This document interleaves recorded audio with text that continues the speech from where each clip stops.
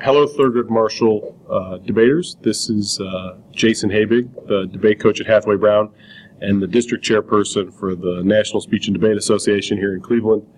I just wanted to create this video to talk a little bit about the evidence that you'll be gathering as you get ready to do your debates, and then how you're going to use that evidence when you actually have the debates. This goes through kind of an overview of the topic that you'll be debating, and all of the websites excuse me, all the websites that I provide as part of, like I show as part of this video. I'll put a list together and get to your coaches so you can have access to them as a place for you to jumpstart your research with. I want to start by talking about the way that we use evidence in debate more generally. Okay, obviously, one of the ways to prove to a judge and to an audience that you're credible is to provide other people who agree with you. Especially if those other people have qualifications and there's research to back up the things that you're saying. That does not mean that everything you say in a debate must be evidenced, right? Like, there are things you could say that just make sense. You're using your own critical thinking skills. But on a lot of important points in the debate, you're going to need to provide some sort of backup information, okay? During the actual speeches that you'll be giving in the debate, the only requirement that is made is that you say the author's name and the author's date. So you could say, according to Smith in 2016, and then explain whatever Smith in 2016 said. You're absolutely allowed to use direct quotations, but it's not a requirement. Sometimes I can put some statistics in my own words or some facts in my own words and not directly quote, and that would be fine as long as you said where it came from. What's really important is that even though the only thing you have to speak out loud is the author's name and the date, it's important that you have a full citation available. So the full citation would include a title of the article that you're referencing, the source, so like the publication that it came from. Did this person who wrote it have any qualifications that would make them uniquely, qualified to speak on the topic?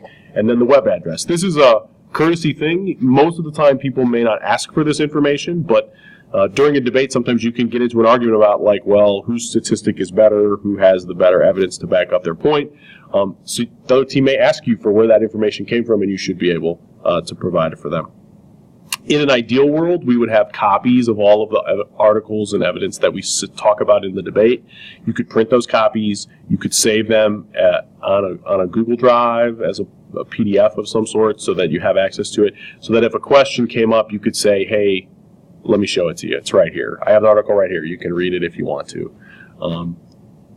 These are all good debate courtesy practices to have. I realize that as you're getting started, it's not possible to have copies of all the articles. This is why just having a citation would be fine.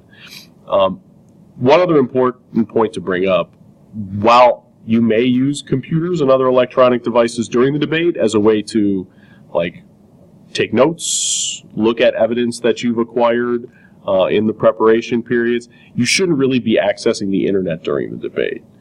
If you're looking at something you stored on a Google Drive, that would be fine to access during the debate, but you probably shouldn't be, like, in some sort of chat forum where you could be communicating with other people who aren't in the room who might be giving you help. That would be something that would be outside of the bounds of what the rules of debate would allow. If you have any other questions about that, ask Mr. Lewis or your coach, and you can come up with some norms for your team about what, how you're going to use evidence and what are the rules that you're going to follow. That aside, let's jump in and talk about the topic that we'll be debating. When we came up with this topic in the spring, it was relevant, but there's only been more and more written about it lately, as it's been particularly big in the news, especially this week. So the resolution that you'll be debating is resolved. The public funding deal for renovations to Quicken Loans Arena is in the best interest of the citizens of Northeast Ohio. The affirmative team in each debate will defend that resolution. So the affirmative must argue that the public funding deal, the one that is now complete to fund renovations to Quicken Loans Arena, is in everybody's best interests. Those that are against the resolution have to argue that there are problems with that funding deal and that it does things that are not in the best interests of the citizens of Northeast Ohio. So the first question we probably have is, well, what's the funding deal in the first place? There's an article today in the Plain Dealer's website, cleveland.com, that talks about exactly how that deal works and what the transformation will be. You can see a pretty picture of what the new Quicken Loans Arena will look like as soon as they're done with the renovations. And if you scroll down in this article, and again, I'm going to provide you with all these websites, so no need to do that right now, right? This is the way that the financing plan will work.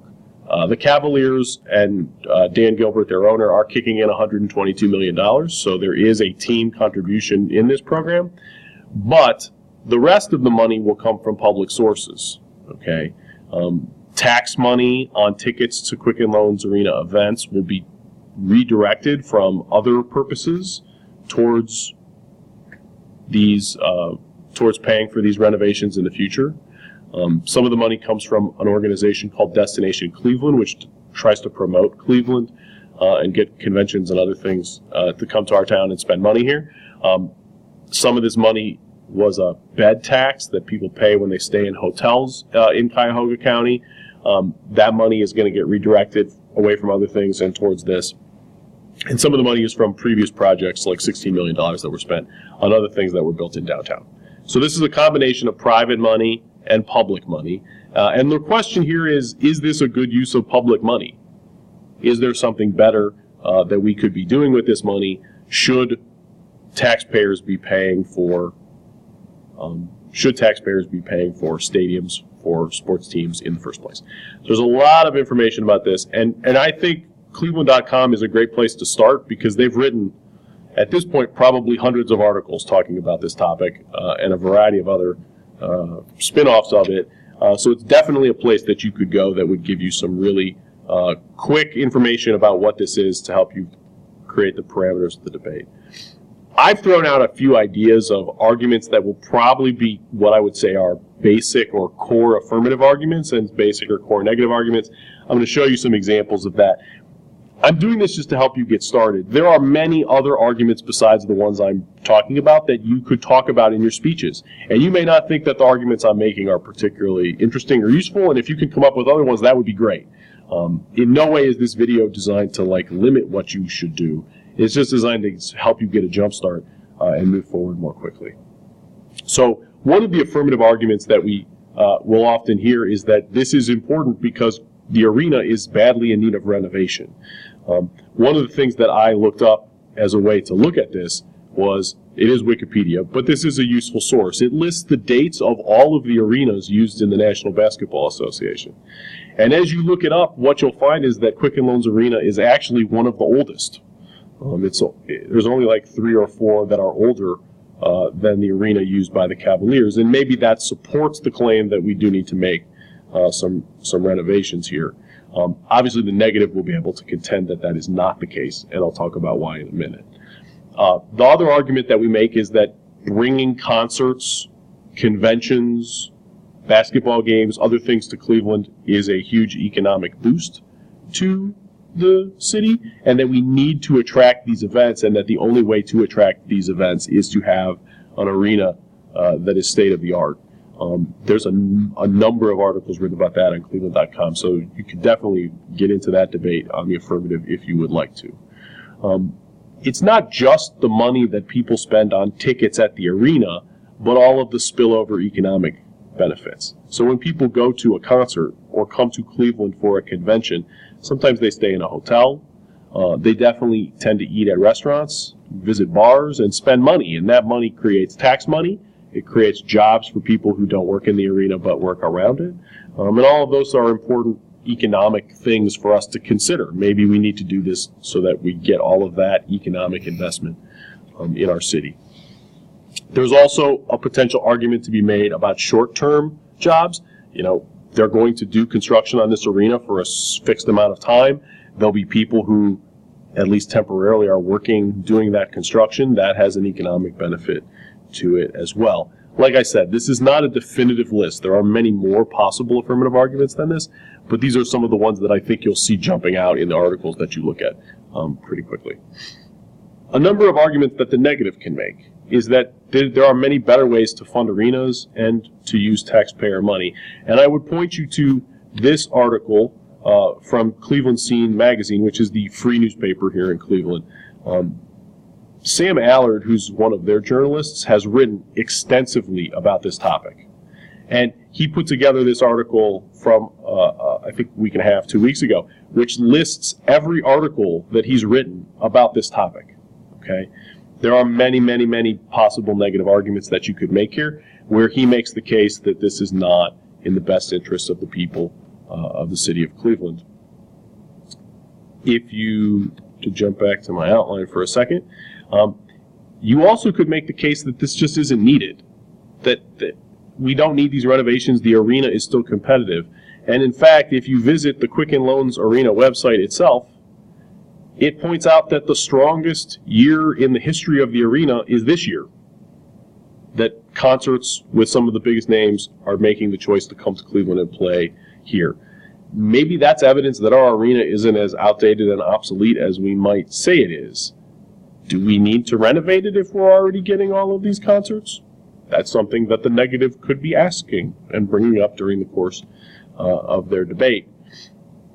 You could also make the case that we could benefit the area in other ways. If we took the almost $100 million that's going to be spent on in taxpayer money that's going to be spent on these renovations, maybe we could do things in the communities of Greater Cleveland or of the region with that money. Maybe we could use it to address other pressing needs like infrastructure, dealing with drug abuse or violence. Taxpayer money can be spent on lots of things. The negative might posit that there are other things that would benefit our community and our economy more, and that we just should not be spending money on this arena at this time. There's also a larger debate to be had about, does this work to try to grow your economy by spending money on arenas? There has been long-term research from organizations like the Brookings Institute. This is an older article, but there are many that are newer, right? Are new stadiums and renovating stadiums worth the cost? Does this really help our economy or not? This looks at Cleveland and a number of other cities who built stadiums in the 1990s and says, does this work? Like, we always hear this helps our economy. Does it really help our economy? So you can broaden the scope of your research to outside of Cleveland and say, look, all the things that the affirmative is telling us about how this will help the economy, a lot of that stuff doesn't really bear out in the facts. So hopefully these resources give you some ideas about how you can get started. Hopefully your teams are going to start to brainstorm and pick a couple of these areas as the arguments that you'll make initially in your constructive speeches. But this topic is timely. This topic is interesting. It has a lot of connections to things, and I hope that you'll enjoy debating it over the next few weeks. And like I said, coaches should look for an email or some sort of Google Doc or something that has all the links I just showed in it that you're welcome to use with your teams as a way to get started. Best of luck as you get going, and I hope you enjoy the rest of your workshop today.